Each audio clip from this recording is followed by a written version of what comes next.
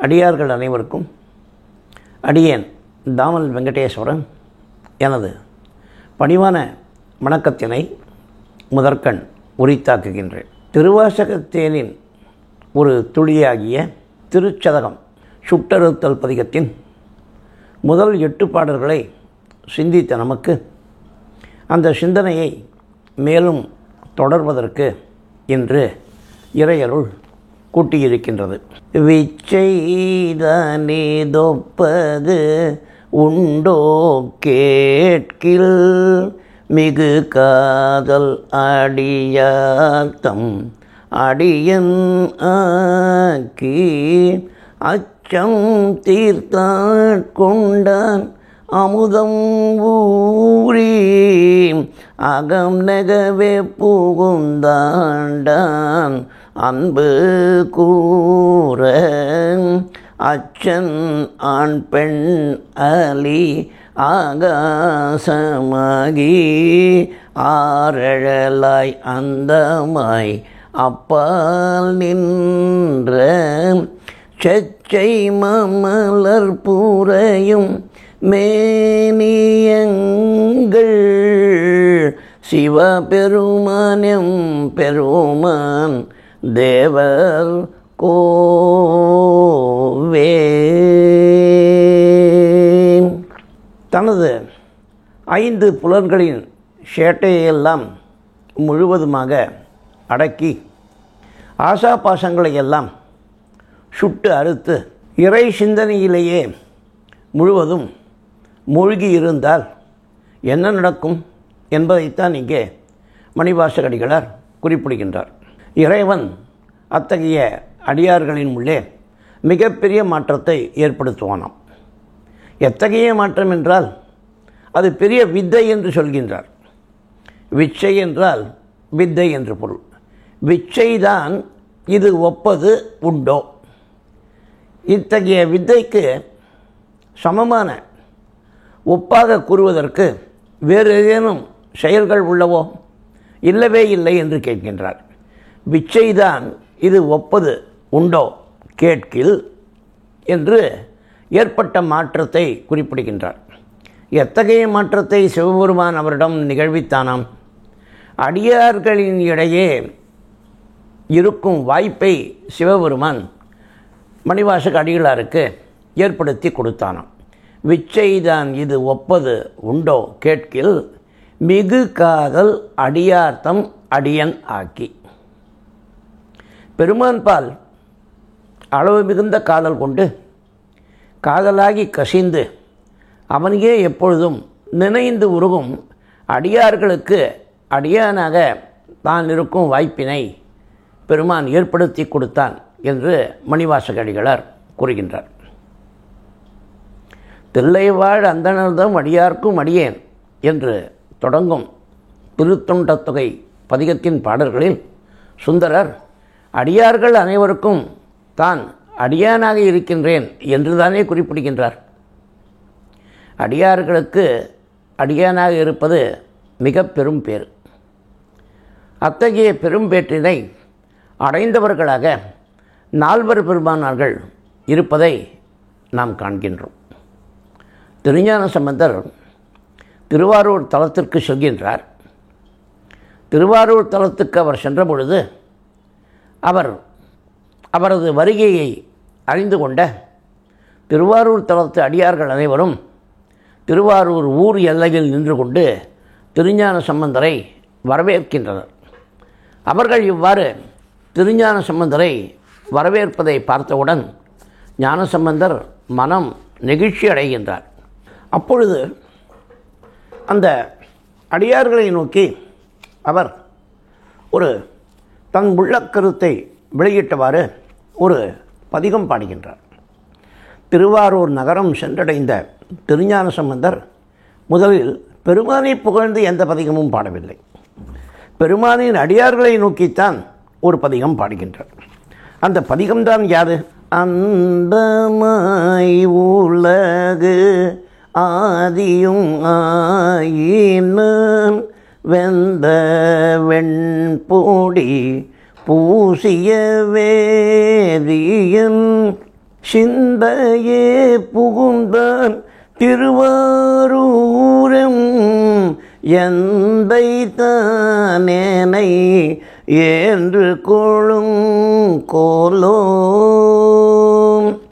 திருவாரூர் பெருமானை புகழ்ந்து அந்தமாக இருப்பவன், அதாவது அனைத்து உயிர்களுக்கும் முடிவாக இருப்பவன், அனைத்து உயிர்களுக்கும் உலகத்தில் உள்ள அனைத்து பொருட்களும் தோன்றுவதற்கு ஆதியாக இருக்கும் பெருமான் வெந்த வெண்பொடியை தனது திருமேனியில் பூசிக்கொண்டு காட்சியளிக்கும் பெருமான் எனது சிந்தையில் புகுந்துள்ளான். அவன் எனது சிந்தையில் புகுந்துள்ள காரணத்தினால் அந்த திருவாரூர் பெருமானை தரிசிப்பதற்காக அடியேன் இந்த திருவாரூர் நகரம் வந்தடைந்தேன். அந்த பெருமான் என்னை ஆட்கொள்வானா என்பதை திருவாரூர் பெருமானின் தலை சிறந்த அடியார்களாகிய நீங்கள்தான் எனக்கு தெரிவிக்க வேண்டும் என்று கூறுகின்றார். அனுதினமும் திருவாரூர் பெருமானை சேவித்து அவனுக்கு பலவிதமான திருப்பணிகள் செய்யும் இந்த திருவாரூர் தலத்து அடியார்களின் பெருமையை கருத்தில் கொண்டவராக அந்த அடியார்களை நோக்கி வினவுகின்றார். அடியார்களே, திருவாரூர் தலத்து பெருமானின் திரு தொண்டர்களே, பெருமான் என்னை ஏற்றுக்கொள்வானா? நீங்கள் தயவு செய்து அதை பெருமானிடம் கேட்டறிந்து எனக்கு சொல்ல வேண்டும் என்று திருஞான சம்பந்தர் இந்த பதிகத்தின் பாடல்களில் அவர்களிடம் விண்ணப்பம் வைக்கின்றார். பெருமானின் அடியார்கள் என்றால் அவ்வளவு உயர்ந்தவர்களாக திருஞான சம்பந்தர் கருதியதை நாம் இந்த பாடலிலிருந்து புரிந்து கொள்ள முடிகின்றது. அப்பர் பெருமான் திருவாரூர் நகரம் செல்கின்றார். அப்பர் பெருமான் திருவாரூர் நகரம் சென்றபொழுது திருவாரூரில் பல சமணர்கள் இருந்த தன்மையையும் அறிகின்றார். சமணர்களின் சிறையிலிருந்து தன்னை மீட்ட சிவபெருமான் என்று பல பாடல்களில் குறிப்பிடும் அப்பர் பெருமான் அந்த சமணர்களின் ஆதிக்கத்திலிருந்து வெளியே வந்து தான் எவ்வாறு சீரும் சிறப்புமாக இன்று பெருமானின் அருளினால் இருக்கின்றேன் என்பதை திருவாரூர் தலத்து சமணர்களும் காண வேண்டும், அவர்களும் புரிந்து கொள்ள வேண்டும் என்று ஆசைப்படுகின்றார். அந்த ஆசையெல்லாம் வெளிப்படுத்தி அப்பர் பெருமான் தன்னிடம் நிகழ்ந்த மாற்றத்தை அந்த பதிகத்தின் பாடல்களில் சொல்கின்றார். 4ஆம் திருமுறை 101வது பதிகம். குலம்பலம்பவர் குண்டர் முன்னே நம குண்டு கொலோ அலம்பலம்பவர் கண்புனல் ஆரூர் அவிர் சடையான் சிலம்பலம்பவர் சேவடியான் திரு மூலட்டானும் புலம்பலம்பவர் தொண்டர்க்கு தொண்டராம் புண்ணியமே. புலம்பலம்பா வரும் தொண்டர் என்று திருவாரூர் தொண்டர்களை குறிப்பிடுகின்றார். பெருமானை பற்றி நினைத்தாலே அவர்களது கண்களிலிருந்து ஆனந்த கண்ணீர் அருவி போல் சொரிகின்றதாம். அத்தகைய அளவுக்கு பெருமானிடம் அன்பு வைத்திருந்த அந்த அடியார்களுக்கு, அந்த தொண்டர்களுக்கு தொண்டராக நான் இருக்கின்றேன், இது நான் செய்த புண்ணியத்தால் விளைந்தது, சிவபெருமானின் அருளால் விளைந்தது என்று குறிப்பிட்டு அந்த திருவாரூர் பெருமானின் தொண்டர்களாக விளங்கும் அவர்களை மிகவும் புகழ்ந்து பேசுகின்றார்.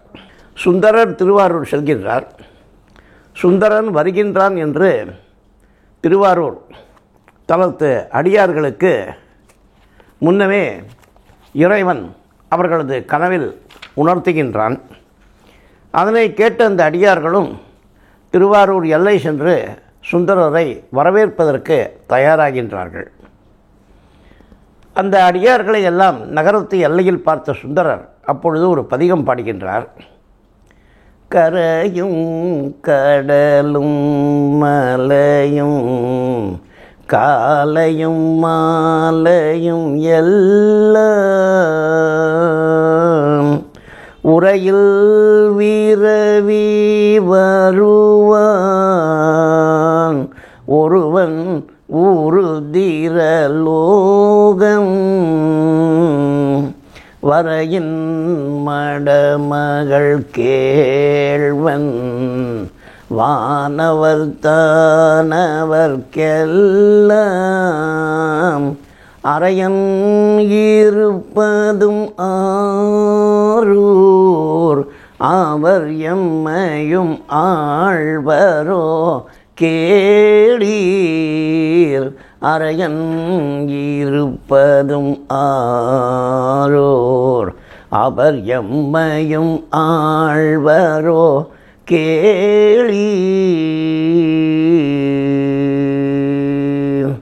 திருவாரூர் அடியார்களே, உங்கள் பெருமானிடம் தயவு செய்து என் சார்பாக ஒரு விண்ணப்பத்தை வைத்து அவர் அதற்கு என்ன பதில் சொல்கின்றார் என்பதை கேட்டறிந்து நீங்கள் என்னிடம் சொல்ல வேண்டும் என்று சுந்தரர் வேண்டுகின்றார். சுந்தரரின் வேண்டுகோள் தான் யாது? பெருமான் என்னை ஆட்கொள்வானா என்று அந்த தொண்டர்களிடம் கேட்கின்றார்.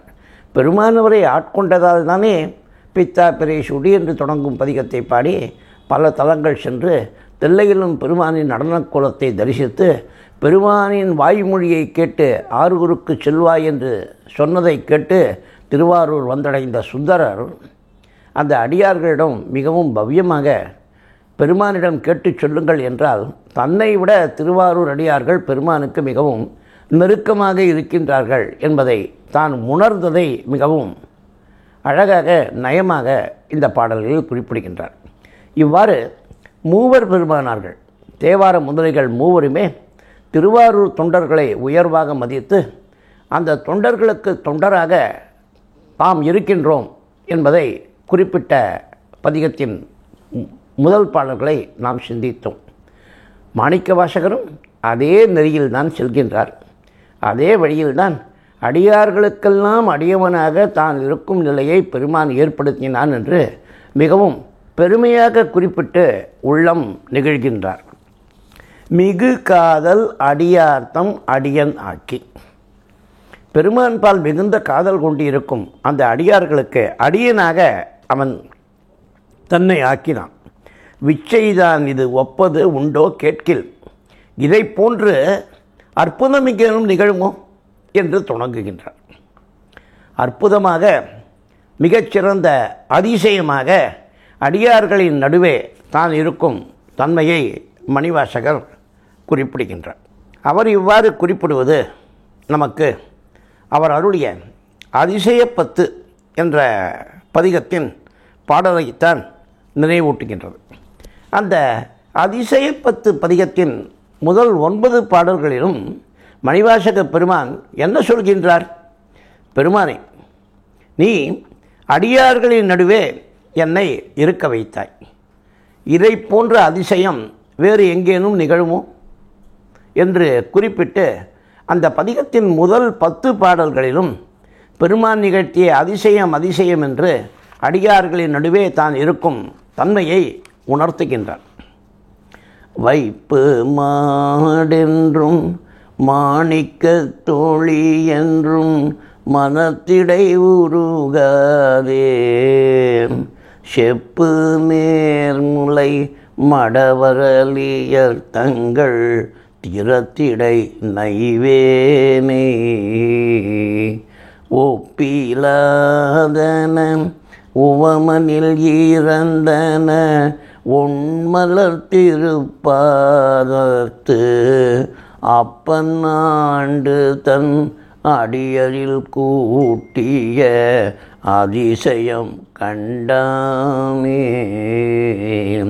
அடியர்களோடு பெருமான் தன்னை கூட்டியது மிகப்பெரிய அதிசயம் என்று மனம் நெகிழ்கின்றார்.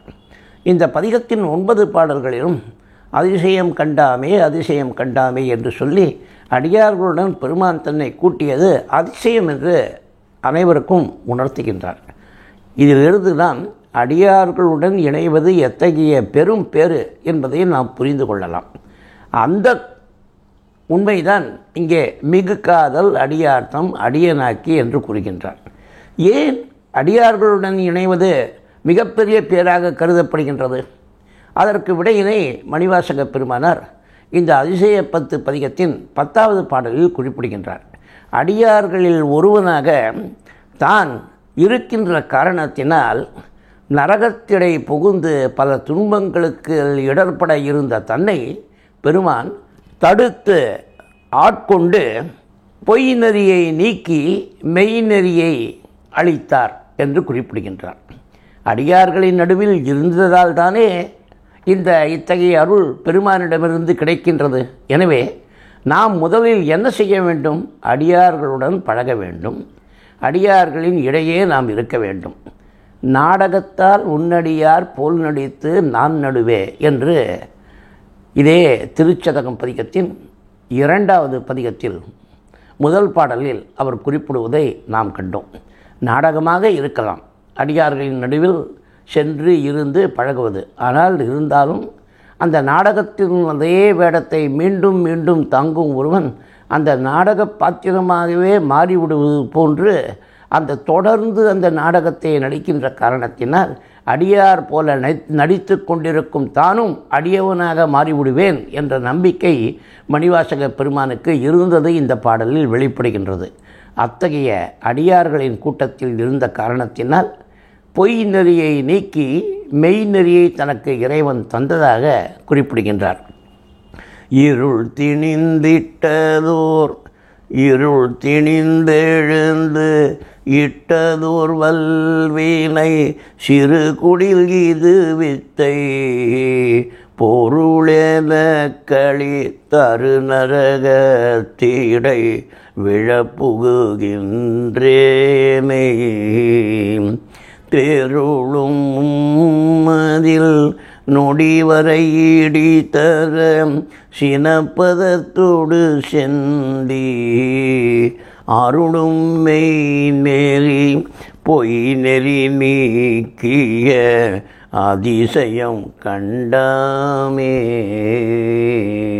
என்று அடியார்களுடன் கூட்டத்தில் தான் இருப்பதால் விளைந்த விளைவினை மணிவாசகடிகளார் அதிசயப்பத்து பதிகத்தின் பாடல்களில் மிக அழகாக குறிக்கின்றார்.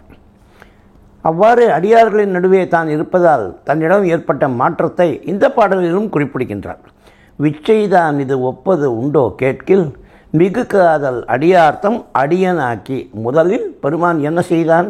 அடியார்களின் அடியனாக மாற்றினான். அடியார்களின் அடியனாக அவன் மாற்றியதால் என்ன ஏற்பட்டது? அச்சம் தீர்த்து ஆட்கொண்டான். அடியார்களின் அடியவனாக நான் இருந்தேன். அடியார்களோடு தொடர்ந்து நான் பழகிக்கொண்டே இருக்கின்றேன். அதனால் எனது அச்சம் தீர்ந்தது. மணிவாசகர் கொண்டிருந்த அச்சம்தான் யாது? திருவாசகப் பாடல்களில் தொடர்ந்து ஒரு நூலிழை போல் செல்வது மணிவாசகர் இனியும் தனக்கு பிறவி வாய்த்து விடுமோ என்ற அச்சம் கொண்டிருந்தான். அந்த செய்தியைத்தான் அவர் திருவாசகப் பாடல்களில் சொல்கின்றார். இந்த பிறப்பிறப்பு சுழற்சியிலிருந்து பெருமான் தன்னை விடுவிக்க வேண்டும். எத்தனையோ பிறப்பு பிறந்து இழைத்து எய்த்த தான் இனியும் பிறவாமல் இருக்க வேண்டும் என்ற வேண்டுகோளைத்தான் அவர் இந்த திருவாசக பாடல்களில் வைத்து கொண்டே இருக்கின்றார். அதுதான் அவருக்கு மிகப்பெரிய அச்சமாக இருந்தது. அந்த அச்சத்தை பெருமான் தீர்த்து விடுகின்றான். அடியார்களின் நடுவே இருக்கின்ற காரணத்தினால் அவரது அச்சம் மறைந்து விடுகின்றது. அச்சம் தீர்த்து ஆட்கொண்டான். அச்சத்தை தீர்த்து பிறப்பிறப்பு சுழற்சியிலிருந்து தன்னை விடுவித்து என்றும் நிரந்தரமாக இருக்கும் அளவற்ற இன்பத்தை அளிக்கும் முக்தி உலகுக்கு தன்னை பெருமான் நிச்சயமாக அழைத்து செல்வான் என்ற நம்பிக்கை மணிவாசகருக்கு இம்மையிலேயே தோன்றிவிடுகின்றது. அச்சம் தீர்த்து ஆட்கொண்டான். முதலில் எனது அச்சத்தை தீர்த்து விட்டான். அதன் பின்னர் என்ன செய்தான்? அவன் எனது நெஞ்சிலே புகுந்து கொண்டான். அந்த காரணத்தினால் சிவானந்த அமுது எனது நெஞ்சினில் ஊறத் தொடங்கியது. அச்சம் தீர்த்து ஆட்கொண்டான் அமுதம் ஊறி அகம் நெகவே புகுந்து ஆண்டான் அன்பு கூற. அவ்வாறு அவன் எனது உள்ளத்தினுள்ளே புகுந்து கொண்டான். எனது எலும்புகளும் உருகின, எனது தசையும் உருகின. சிவானந்தம் தொடர்ந்து எனது நெஞ்சினில் பெருக்கெடுத்து ஓடுகின்றது. எலும்பின் ஒவ்வொரு துளையிலும் சிவானந்தம் பரவிவிட்டது. நகசிகையாவும் சிவமயமாகும் என்று சாதுவோம் சுவாமிகள் ஒரு பாடலில் குறிப்பிடுவார். அதை போன்று மணிவாசக அடிகளாரது நகம் முதல் சிகை வரை அனைத்தும் சிவமயமாக மாறிவிட்ட தன்மையை அவர் உணர்ந்ததை அவர் இங்கே குறிப்பிடுகின்றார். அச்சம் தீர்த்து ஆட்கொண்டான், அமுதம் ஊறி அகம் நெகவே புகுந்து ஆண்டான். எனது உடலின் அனைத்து பாகங்களிலும் புகுந்து அவன் என்னை ஆட்கொண்டான். இவ்வாறு அவன் என்னை ஆட்கொண்டதால் அன்பு கூற நான் இறைவன் பால் வைத்திருந்த அன்பு மேன்மேலும் வளர்ந்தது. இவ்வாறு செய்தவன் யார்? விச்செய்தான் இது ஒப்பது உண்டோ கேட்கில் மிகு காதல் அடியார்தம் அடியன்னாக்கி அச்சம் தீர்த்தாட்கொண்டான், அமுதம் ஊறி அகம் நகவே புகுந்தாண்டான் அன்பு கூற. இவ்வாறு அன்பு கூறச் செய்தவன் யார் என்று நீங்கள் கேட்பீர்களானால் அதற்கு விடையை நான் சொல்கின்றேன், கேட்பீர்களாக என்று அடுத்த 2 அடிகளில் சொல்கின்றார். அச்சன் ஆண் பெண்ணலி ஆகாசமாகி ஆரழலாய் அந்தமாய் அப்பால் நின்ற செச்சை மாமலர் பூரையும் மேனியங்கள் சிவபெருமான் எம் பெருமான் தேவர் கோவே.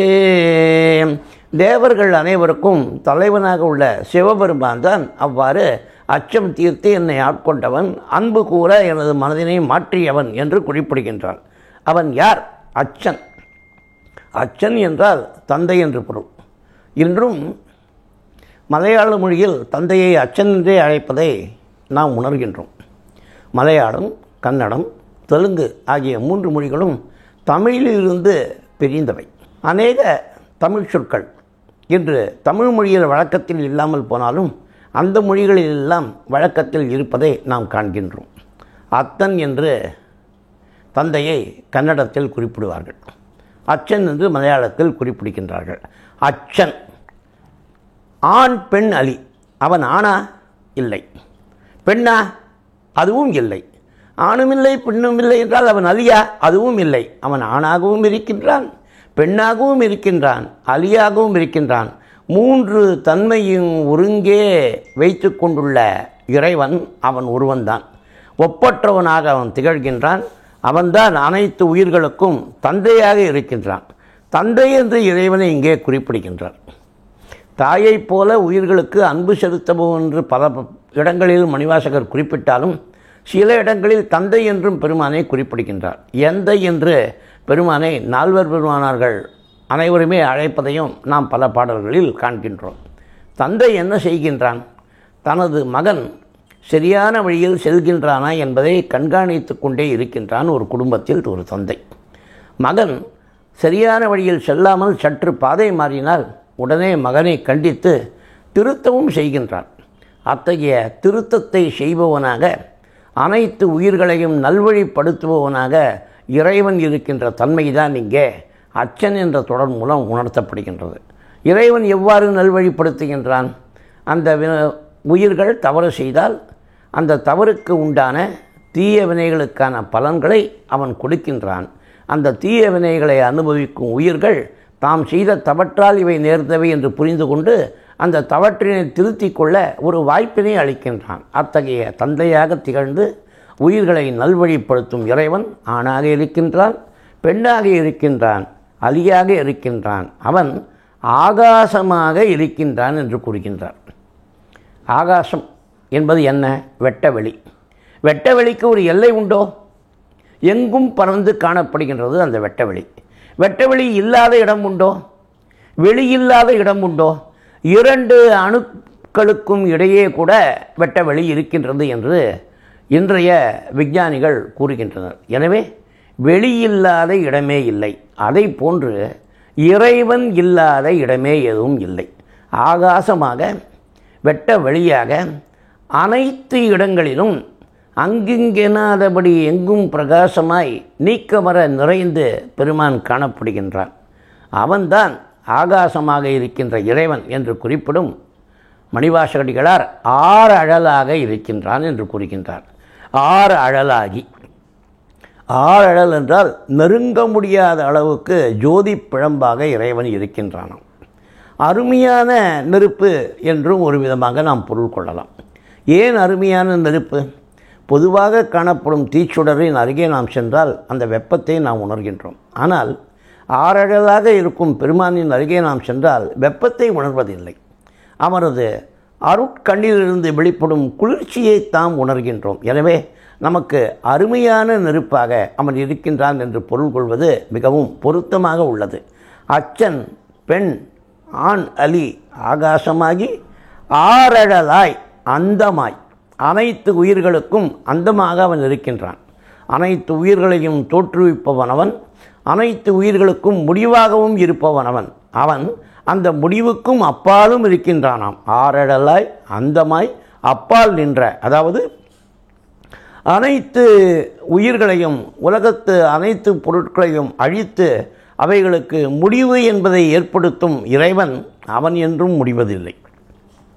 அவன் ஆதி அந்தம் அற்றவனாக என்றும் நிலைத்து நிற்கின்றான். இதைத்தான் அந்தத்திற்கும் அப்பாலாக அவன் இருக்கின்றான் என்ற செய்தியை மணிவாசகடிகளார் இங்கே உணர்த்துகின்றார்.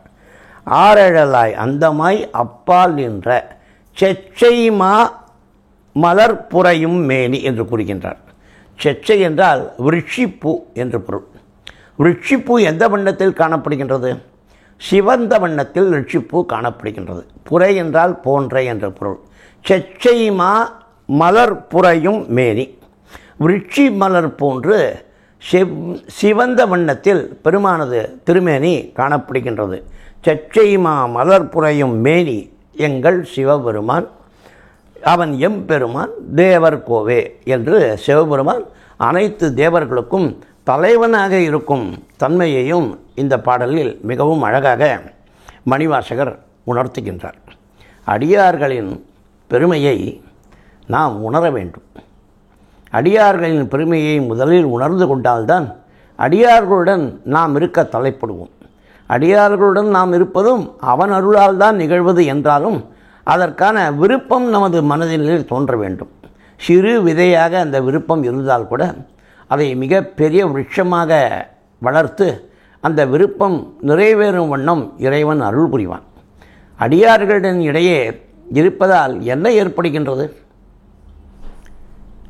நாம் பலவிதமான குற்றங்களை உடையவர்களாக இருக்கின்றோம். 6 வகையான குற்றங்கள் என்று பொதுவாக சொல்வார்கள். காமம், குரோதம், மோகம், லோபம், மதம், ஆச்சரியம் என்று.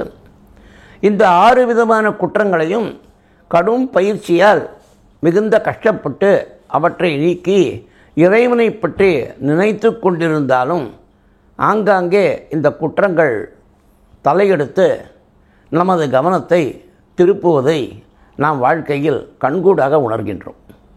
இதற்கு முனிவர்களும் விலக்கல்ல என்பதை பல புராணங்களில் நடந்த நிகழ்ச்சிகளிலிருந்து நாம் புரிந்து கொள்கின்றோம். அத்தகைய குற்றங்களிலிருந்து நாம் விடுபட வேண்டுமானால் நாம் என்ன செய்ய வேண்டும்?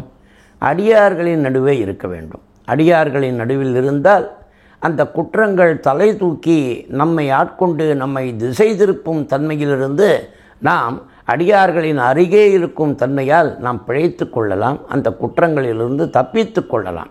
இதுதான் அடியார்களின் நடுவே இருக்கும் தன்மை நமக்கு செய்யும் மிகப்பெரிய உதவி. அந்த உதவியை நினைத்துத்தான் அடியார்களின் நடுவே தான் இருக்க வேண்டும் என்ற தனது விருப்பத்தை மணிவாசகர் வெளிப்படுத்தி அந்த விருப்பத்தை நிறைவேற்றிய பெருமானை மனம் நெகிழ்ந்து பாடுகின்றார். அடியார்களின் பெருமையை பற்றி மிகவும் அழகாக ஒரு பாடலில் அப்பர் பிரான் கூறுகின்றார். கன்றாப்பூர் என்ற தலத்தின் மீது அருளிய பதிகத்தின் பாடல். கன்றாப்பூர் தலத்தின் மீது அருளிய இந்த பாடலில் ஒவ்வொரு பாடலிலும் இறைவன் எங்கே இருக்கின்றான், அந்த கன்றாப்பூர் நடுத்தறியை நாம் எங்கே காணலாம் என்றெல்லாம் சொல்லிக்கொண்டே செல்லும் அப்பர் பெருமானின் ஒரு பாடலை நாம் இங்கே பார்ப்போம். எவரேனும் தாமாக இலாடத்திட்ட திருநீரும் சாதனமும் கண்டால் உள்கி உவராதே அவரவரை கண்ட போதே உகந்தடிமை திறம் நினைந்தங்கு உவந்து நோக்கி இவர் தேவர் அவர் தேவர் என்று சொல்லி இரண்டாட்டதொழிந்து ஈசன் திறமே நோக்கி கவராதே தோழும் அடியார் நெஞ்சினுள்ளே கன்றா பூநடுத்தறியை காணலாமே.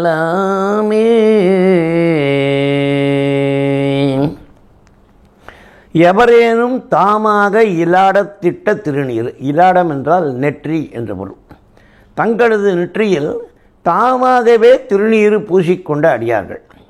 எவரும் அவர்களை வற்புறுத்தவில்லை. அவர்களாகவே திருநீற்றின் பெருமையை உணர்ந்தவர்களாக, திருநீர் தரித்திருக்கும் பெருமானின் பெருமையை உணர்ந்தவர்களாக அந்த திருநீற்றை தாங்களும் தரித்து கொண்டு அவர்கள் இருக்கின்றார்கள். திருநீரை மட்டுமா தரித்து கொண்டிருக்கின்றார்கள், உருதுராக்கம் போன்ற மற்ற சாதனங்களையும் அவர்கள் தரித்து கொண்டிருக்கின்றார்கள். அத்தகைய அடியார்களை கண்டபோது நாம் என்ன செய்ய வேண்டும்? அடியார்களை வணங்க வேண்டும். எவ்வாறு அந்த அடியார்களை வணங்க வேண்டும்? அவர்களது அடிமைத்திறத்தை நினைத்து நாம் வணங்க வேண்டும். பெருமானுக்கு அடிமையாக தன்னை நினைத்து கொண்டு பெருமானுக்கு பலவிதமான திருத்தொண்டு செய்கின்றார்கள் என்று மகிழ்ந்து அவர்களை வணங்க வேண்டும். எப்படி வணங்க வேண்டும்? இவர் தேவர் அவர் தேவர் என்று சொல்லி இரண்டாட்டாது. சிவபெருமான் வேறல்ல, அடியார்கள் வேறல்ல, அவர்கள் இருவரும் ஒருவரே. சிவபெருமான் ஒரு ரகம், அடியார்கள் ஒரு ரகம் என்று இரண்டு வகையாக அவர்களை பிரிக்காது இருவரையும் ஒன்று போல் பாவித்து நாம் அந்த அடியார்களை வணங்க வேண்டும் என்று அப்பர் பெருமான் கூறுகின்றார். அவ்வாறு அடியார்களை கண்டால் மனம் நெகிழ்ந்து அவர்கள் சிவபெருமானுக்கு செய்யும் திருத்தொண்டினை மனதில் கொண்டு அவர்களை நினைத்து அவர் வேறு சிவபெருமான் வேறு அல்ல என்று பேதம் பார்க்காமல் அவரையே சிவபெருமானாக கருதி வழிபட வேண்டும் என்று இந்த பாடலில் அப்பர் பிரான் கூறுகின்றார். அத்தகைய அடியார்களின் மனதில் கன்றாப்பூர் நடுதறியில் குடிகொண்டிருக்கும் இறைவனும் குடிகொள்வான் என்று கூறுகின்றார். இதற்கு உதாரணமாக நாம் பெரிய புராணத்தில் பல நாயன்மார்களை காண்கின்றோம். குலச்சிறை நாயனார் மதுரை பாண்டிய மன்னனின் அரசவையில் அமைச்சராக இருந்தவர். அவர் அடியார்களுக்கெல்லாம் எவ்வாறெல்லாம் தொண்டு புரிந்தார், அடியார்களை கண்டபோதெல்லாம் எவ்வாறு மகிழ்ந்தார் என்பதை அந்த மங்கையர்க்கரசி வளவர்கோன் பாவை என்று தொடங்கும் தேவார பதிகத்தின் 2வது பாடலில் மிகவும் அழகாக திருஞான சம்பந்தர் குறிப்பிடுகின்றார். புகழ்ச்சோழ நாயனார் தான் வெற்றி கொண்ட மன்னனின் படையில் ஒரு சடைத்தலை இருந்ததைக் கண்டு, ஐயோ, இந்த அடியாரின் மரணத்திற்கு நாம் காரணமாகிவிட்டோமே என்று வருந்தி அந்த சடைத்தலையை ஒரு தங்கத் தாம்பாளத்தின் மீது வைத்து அந்த தாம்பாளத்தையும் தலையுடன் சேர்த்து தனது தலைமையில் வைத்து கொண்டு நெருப்பு குண்டத்தை 3 முறை வலம் வந்து தான் செய்த குற்றத்திற்கு பிராயச்சித்தமாக அந்த தீயினில் வீழ்ந்து தன்னை மாய்த்து கொண்டவர் புகழ்ச்சோழ நாயனார். நரசிங்க முனையரையர் என்ற நாயனார் என்ன செய்தார்? ஒவ்வொரு திருவாதிரை நாளன்றும் அவர் சிவனடியார்களை எல்லாம் வரவழைத்து அவர்களுக்கு ஒரு பொற்காசு கொடுப்பதை வழக்கமாக கொண்டிருந்தார். அப்பொழுது அந்த கூட்டத்தினிடையே அடியார் போல நடித்து நாடகமாடிக்கொண்டு ஒருவன் வந்தானாம். அவனது உடலெங்கும் காம விகாரங்கள் தோன்றும் அளவுக்கு இருந்த போதிலும் அவனை பரிகசித்து மற்றவர்கள் எல்லாம் இவனுக்கு கொடுக்க வேண்டாம் பொற்காசு என்று சொல்லி தடுத்தபோது நரசிங்க முனையர் என்ன சொன்னாராம்? இவனுக்கு 2 பொற்காசுகள் நான் தருவேன் என்றாராம். அடியார் போல வேடமிட வேண்டும் என்று இவனுக்கு தோன்றியதே அந்த எண்ணத்திற்காகவே ஒரு பொற்காசு, அடியானாக வந்தான் என்று கருதி அதற்காக ஒரு பொற்காசு என்று இரட்டிப்பு பொற்காசு கொடுத்தார் என்று சேக்கிழார் பெரிய புராணத்தில் கூறுகின்றார். கலிக்கப்பர் என்ற நாயனார் தனது வீட்டிற்கு வந்த சிவனடியாரை சரியாக பேணி உபசரிக்காமல் இருந்த, அவ்வாறு உபசரிப்பதற்கு தயக்கம் காட்டிய தனது மனைவியின் கையை வெட்டினார் என்று பெரிய புராணத்தில் சேக்கிழார் குறிப்பிடுகின்றார். இவர்களெல்லாம் எவ்வாறு அடியார்களை பாவித்தனர்? அடியார்களை எல்லாம் அவர்கள் அடியார்களாக கருதாமல் இறைவனாக கருதி பாவித்த தன்மைதான் இங்கே குறிப்பிடப்படுகின்றது. விச்சைதான் இது ஒப்பது உண்டோ கேட்கில். வித்தை, அந்த வித்தையால் ஏற்பட்ட மாற்றங்கள், அந்த மாற்றங்கள் தான் யாது? இறைவன் செய்த வித்தையால் ஏற்பட்ட மாற்றம்தான் யாது? காதலாகி கசியும் அடியார்களுக்கு அன்பனாக தான் இருந்த தன்மை, தனது பிறவி பிணியால் தனக்கு ஏற்பட்ட அச்சம், அந்த அச்சத்தை தீர்த்த தன்மை, அச்சத்தை தீர்த்ததால் எல்லையற்ற அன்பு கொண்டு தான் பெருமானை மேலும் மேலும் போற்றும் தன்மை, இவற்றையெல்லாம் குறிப்பிடும் மணிவாசகடிகளார் மிகுந்த பெரிய பரிசாக அடியார் நடுவுள் தான் இருக்கும் தன்மையை குறிப்பிடுகின்றார். மலவாசனை தாக்கம், வினை பெருக்கிக் கொள்கின்றோம். அந்த மலவாசனை தாக்கத்திலிருந்து நாம் விடுபட வேண்டுமானால் அடியார்களின் நடுவே நாம் இருக்க வேண்டும். அடியார்களின் நடுவே நாம் இருக்க இருக்க நமது மனதில் சிவானந்தம் மேலும் மேலும் பெருகும். இவ்வாறு ஆண்டவன்தான் ஆணாக, பெண்ணாக, அலியாக, ஆகாசமாக இருக்கின்றான். அவன்தான் ஆதியாகவும் அந்தமாகவும் அந்த அந்தத்திற்கு அப்பாலாகவும் இருக்கின்றான். எனது அகம் நெகிழும் வண்ணம் அவன் என்பால் அன்பு செலுத்தி என்னை ஆண்டு கொண்டான். அவன் ஆரழலாக இருக்கின்றான். செச்சை மாமலர் போன்ற திருமேனி உடையவனாக சிவந்த வண்ணத்தில் காணப்படுகின்றான். அவன் யார் என்று நீங்கள் கேட்பீர்களானால் அவன்தான் சிவபெருமான். எனக்கு தலைவனாக இருப்பவன், அனைத்து தேவர்களுக்கும் தலைவனாக இருப்பவன் என்று சொல்லி இந்த பாடலை மணிவாசக அடிகளார் முடிக்கின்றார். பதிகத்தின் 9வது பாடலை சிந்தித்த நாம் அடுத்த வரும் பதிவினில் இந்த பதிகத்தின் கடைப்பாடலை சிந்திப்போம் என்று சொல்லிக்கொண்டு உங்களிடமிருந்து விடைபெறுவது அடியேன் தாமல் வெங்கடேஸ்வரன். திருச்சிற்றம்பலம்.